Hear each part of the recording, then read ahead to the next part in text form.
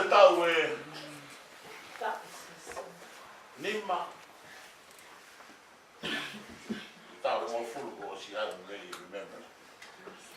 Now vi Australia.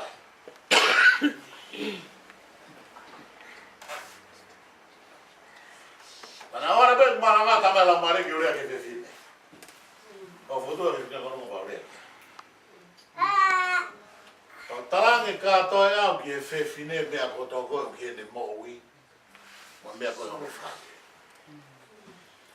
Maranga tau e nima be hongo fulu koe. Nau tāna tō ki e whinei koe ia.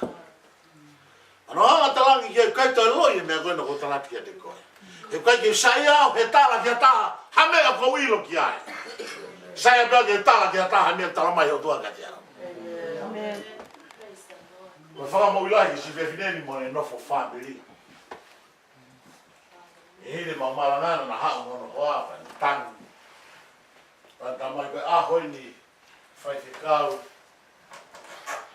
Te kamata fo wai ka mo ko. Follow a fi a pro ko me ko le.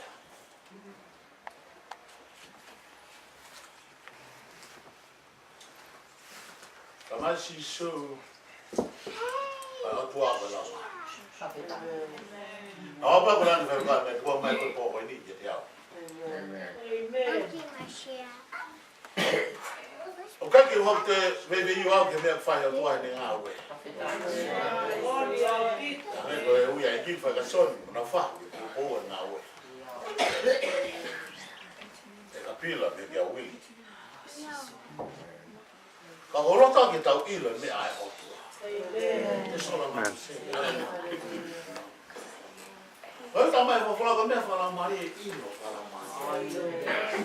We need God.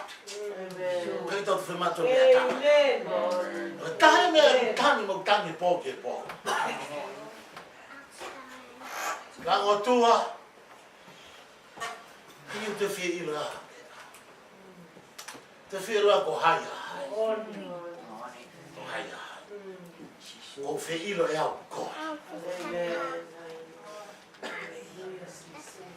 Ora me dala me ko asisi ko la mare me we. Amen. La me ko ko ve vine me da ta. Ma te vamo ki fa jena ko to me akeni. Eu tô me dando o worship mo hu e poni ko no fa la mare. O si au ki ulo akau ngana me ngai fua kita. Ka ko hinga e mulea. O fea o hele aka kwata mai. Saya ke lea ke mea ko si ho bla mai. Amen. Amen. Si au ki ai ulo akau no ya. Moilo ke fua la he si asko. E yen he a honu ke fua la. Fua ko ya Kaya lava que te tau fia. Kamai sisu. Te ke ilo pe koe a kau i hono fua. Te kai e o poni. Praise the Lord. Kai fia maa fua whakakano e a hono. Hallelujah.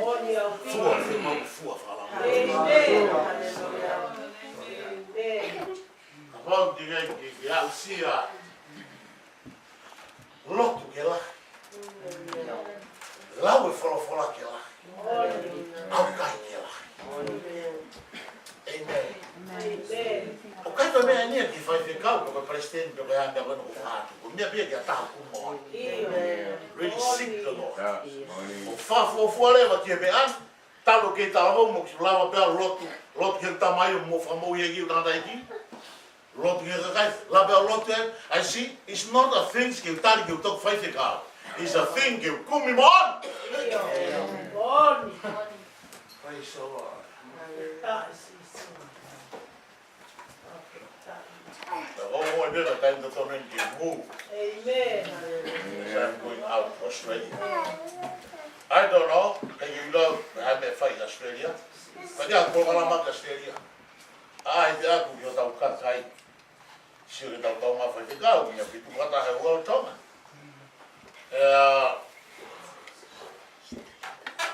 E po ma ke heli kia ki tau tolu. I e toi o lagren do vai hono wa. Lagren to wa no wa siwa de so fiu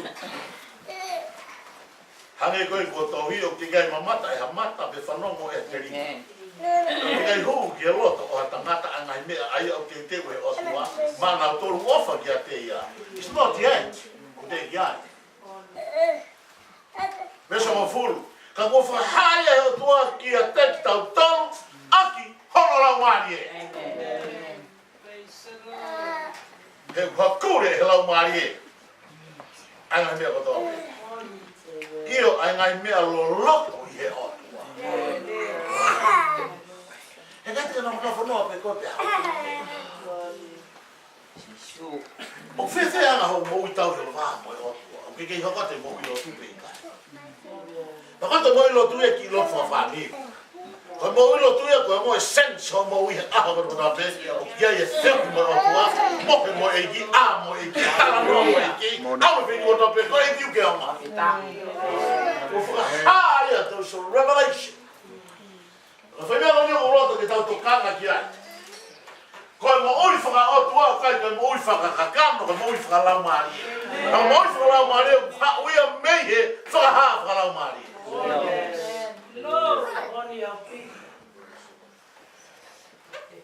revelation divine revelation praise the Lord ko yo sai pe ke la toki sai pe ke loto sai pe ke ha ke loto ka te amuange o taimi ko mo e yo o fana foto ta ya pi ka ina ko loto ke ta dale me ko ni ti mo fa alu ya ko fana wa o go see TV I watch TV da o sai see Olympic news mai me ya nga me TV ko tamde ya kai mo mo ni ko te mo fa to ke me sai pe me ko kai mo de chat ke kai mo ni ko na mo fa to pe fe tapiri pe fai wa ko me a ko ta no ta eoli how young families not watch us do with things hey kai feo he do ai mo ko o apito kai ke feo he do ai mo kai ai no ai that's right Well, yeah, me ke tamate ni TV, be me ke fra mo. Hallelujah. That's how life goes.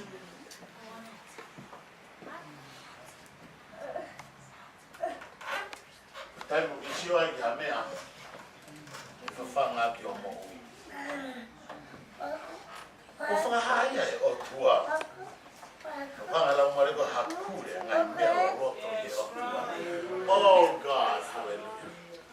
Tango de no foi go i ho api ba dan de lo mo de lo for of it au kai ata ki o pia ngai me ala hi o hoko mai ya o kai ke moreno me ko kumi ki o tua o kai transformation o kai hallelujah ano ki tu ho nga wo e give her Lord thank you but ano mo Christian ai mo la nei Chris how's your daughter oh very good my daughter okay one time we get home your daughter and say, God, thank you. Oh, I forgot. Man, it's not really. It's not really. It's not really that way. Timo ke anga ke fai fe kau ke ni hanga tapo ki kwa to e ko yo thank you Lord. Amen.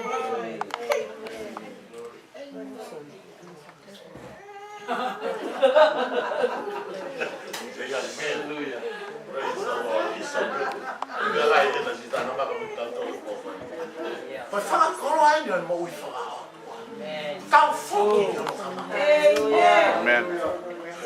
O story look for me negotia. Even in this, but one way you go my time never nika kwa. Go come here, go sell my yard. Ko SLR, you know, because I've been so for many years. I feel around. Tugot mo ya tango liak, fa nau ke to futo kangi, ka to kangau ke me kwa. And so the devil kake mamo hete volo ia. Kake jete au ge mo ni wo ge atu. Amen. Ko le tayo mo ge atu. Ospe ho tangi mo ava me ge atu. Fa fi fi ai lo to. Io fita. Le pon tau ge mo ngai ma fasia la tau lo. When ta ge digo. Ospe po ko ni mo talangi ge atu ma fasia mo fa ni taia. Live the side of the rest. Amen. Hallelujah. Praise the Lord. Amen.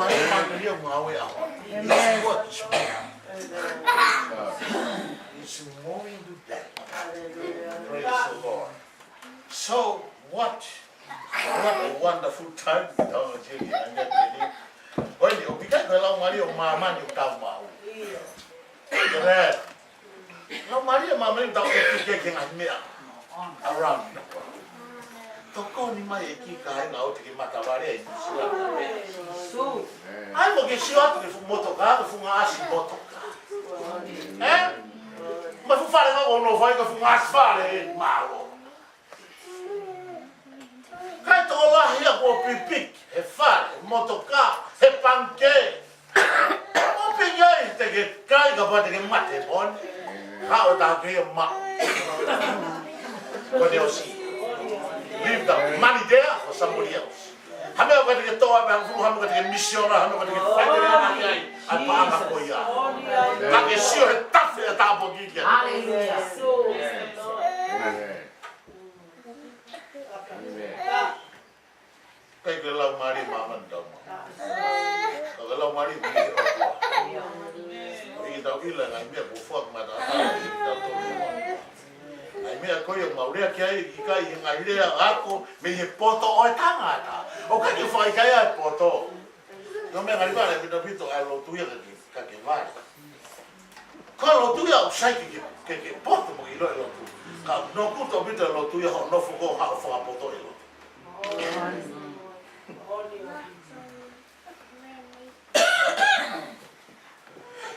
Tōna lo pita lotuia. Tamai for Friday, doctor.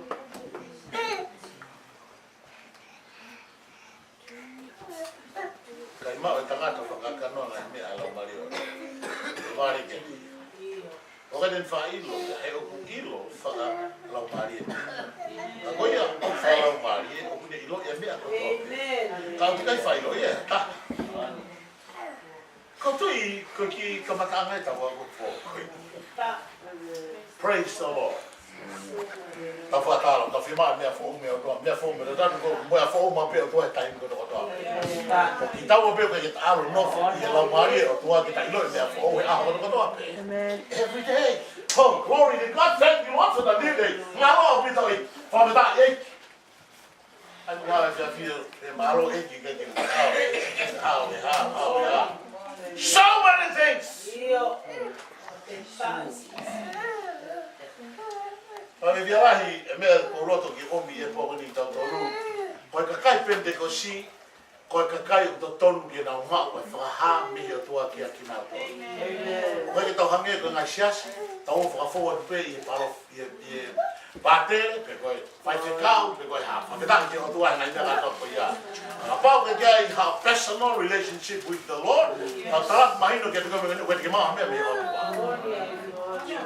Ni ma pa me o to, diga ko fa no mo he, ni a ni revival. Of ki na fa no ki revival, ta mai go hai mo. I thank God for those people. Papa fe, ko ya ta revival la no. Ta mai go Maxwell, ta mai go Penny Hengon. They are good men. Praise the Lord, but no depend on that.